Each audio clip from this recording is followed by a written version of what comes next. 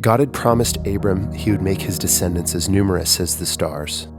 But Abram had no children. His wife Sarai was barren, and they were both old. In an attempt to overcome this insurmountable challenge, Sarai came to Abram with a plan.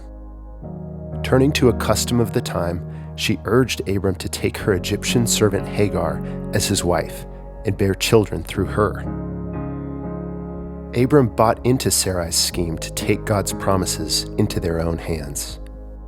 He married Hagar, and she conceived a child.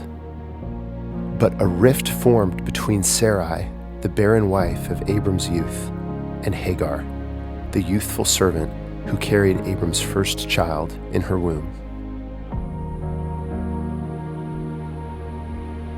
Hagar looked on Sarai with contempt, and Sarai responded with envy and resentment. In bitterness, Sarai blamed Abram, ignoring her own role in the scheme. Abram cowered, and to appease Sarai, told her to do as she wished to Hagar. Sarai mistreated the servant she had put in this precarious situation. Hagar, crushed by the harshness of Sarai's treatment, fled toward Egypt, pregnant with Abram's child. She wandered in the wilderness, neglected by Abram and spurned by her mistress. But God looked down upon her with compassion.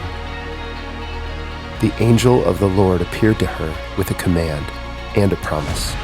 He told her to return to her mistress and submit to her, but he added that he would multiply her offspring so that they were too great to number.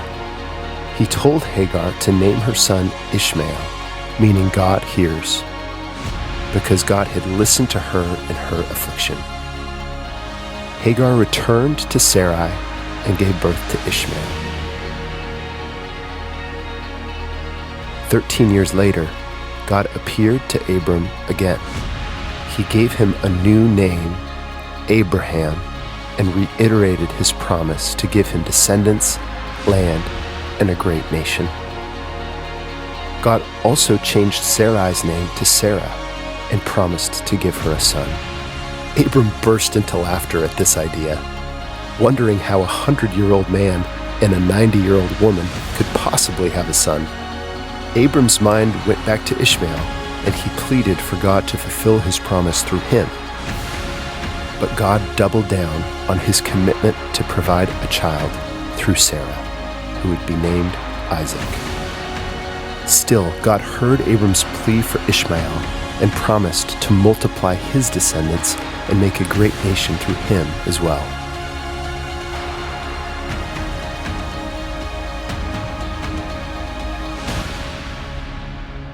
Though God saw Hagar in her affliction and promised greatness to Ishmael, his plan to redeem the world would flow through Isaac, a son provided not through human effort, but through miraculous blessing.